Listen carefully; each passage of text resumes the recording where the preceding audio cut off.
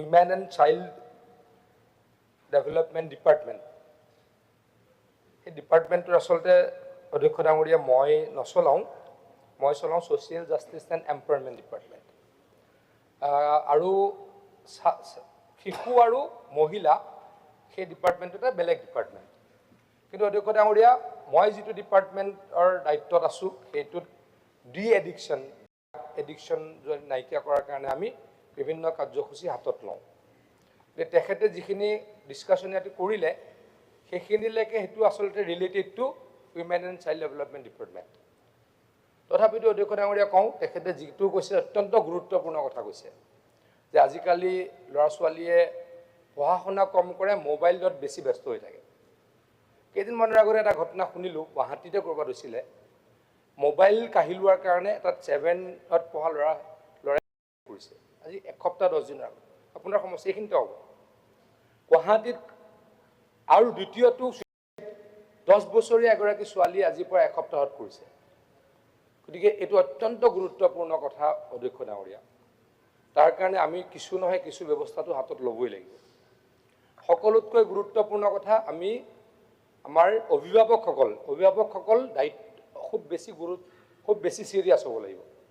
আজি অধ্যক্ষ ডাঙৰীয়া ময়ো পিতৃ, আমি ইয়াত থকা প্ৰায় সকলোৱে পিতৃ বা মাতৃ। মোৰ ল'ৰা ছোৱালীয়েও মোবাইল চাই থাকে, এইটো আমাৰ কাৰণেও অলপ কষ্টকৰ। মোৰ ছোৱালী বা মোৰ ল'ৰাই মোবাইল চাই থাকে অধ্যক্ষ ডাঙৰীয়া। কেনেকৈ আমি ডাইভাৰ্ট কৰিব পাৰিম তাৰ কাৰণে কিন্তু সকলো সচেতন হ'ব লাগিব। আৰু এই মোবাইল বা এনেকুৱা যিখিনি সাধাৰণতে ছাত্ৰ ছাত্ৰী বা শিশুৱে আমাৰ দিনত নহৈছিল, সেইখিনিৰ প্ৰতি এতিয়া ল'ৰা ছোৱালী আকৰ্ষিত হৈছে। সেইখিনি কেনেকৈ লাহে লাহে আমি আঁতৰাব পাৰোঁ তাৰ কাৰণে প্ৰয়াস কৰিব লাগিব। মই এই বিষয়ে মাননীয় মন্ত্ৰী অজন্তা নেওগ ডাঙৰীয়াৰ লগত আলোচনা কৰিম। আকৌ কৈছোঁ, শিশু আচলতে অলপ কনফিউজিং বস্তুটো। তেখেতেও শিশুহে চায়, তেখেতৰ ডিপাৰ্টমেণ্টটোত শিশু চায়, অলপ ডাঙৰ হোৱা ল'ৰা ছোৱালী নাচায়। মোৰ ডিপাৰ্টমেণ্টটোৱে আকৌ অধ্যক্ষ ডাঙৰীয়া আকৃষ্ট ল'ৰা ছোৱালীকহে নাইকিয়া কৰিবলৈ বা নিৰ্মূল কৰিবলৈ কাম কৰে। গতিকে স্পেচিফিক আমি কিছু চৰকাৰে এই ক্ষেত্ৰত আলোচনা কৰাটো উচিত বুলি মই ভাবোঁ।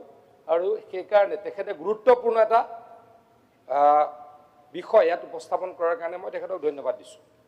অধ্যক্ষ ডাঙৰীয়া, এই ক্ষেত্ৰত মই ভাবোঁ social justice department, women and child welfare department আৰু এডুকেশ্যন ডিপাৰ্টমেণ্ট আৰু হেল্থ ডিপাৰ্টমেণ্টে সময়োচিত পদক্ষেপ একেলগে ল'ব লাগিব মই ভাবোঁ।